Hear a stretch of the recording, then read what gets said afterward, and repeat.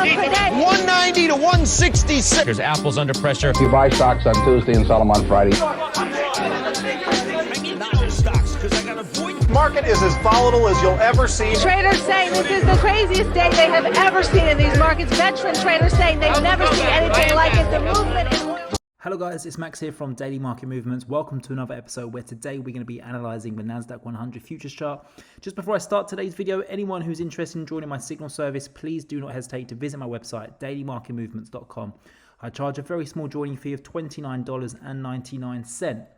But let's talk about the Nasdaq100. We're currently trading in the red ever so slightly from the open, but we're up around 1% on the trading session. This is of course due to the fact Amazon and Apple reported fantastic earnings yesterday. You know, Amazon basically come out and said that they're not seeing any weakness in their consumer, which is not what many other companies have said. So of course all of the Amazon bulls are out in full swing today buying that stock up, and it's up around 11%, which is a fantastic move in such a big stock like that. And then of course we have Apple up 3% today, and I must say Apple by far had its best report. You know, if you compare it to the other big tech names.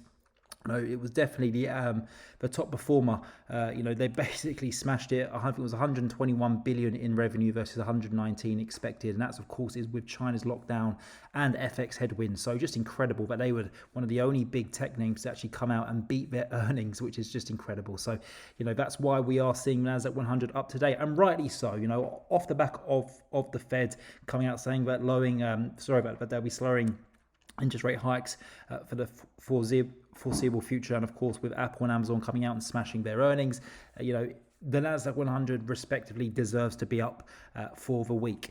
You know, this was a very big obstacle this week and we've gotten through it. And, you know, where do I believe in Nasdaq100 will go down? I'm still overall medium term bearish here, but I think short term we could actually go a little bit higher if I was to be honest with you. I think we could go up to that 0.38 fib area, which is around 13,230.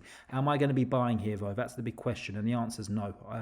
I don't really want to buy here due to the fact as well on the 3rd of June 2022 we peaked here, so that of course is going to offer a short-term roof in the market. But if we were to break above it, then I think we go to 13,233, which of course is at 0.38 Fibonacci retracement. So you know, the risk reward ratio at this moment in time is just not good enough, because we could easily fall back down towards a 50-day EMA, and even to there the risk reward just isn't attractive at all. So I'm going to wait for this market to move a little bit higher, and then I'm going to sell at around 13,200.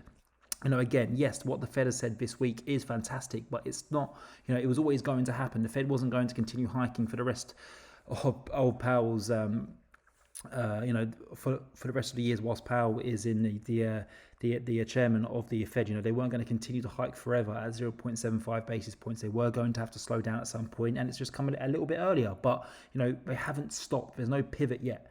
And of course, you know, I've got to take you back to this chart that I've shown you in previous months, and that of course is the 1929 to 1932 bottom for the Dow. And look how many bear market rallies we had. We had 6 bear market rallies, which by the way have been a lot bigger and better than the ones that we've seen. You know, if we go back to the Nasdaq100 here, from the lows that we achieved, we're only up I say only, but we're up around 16.86%. So let's say 17%.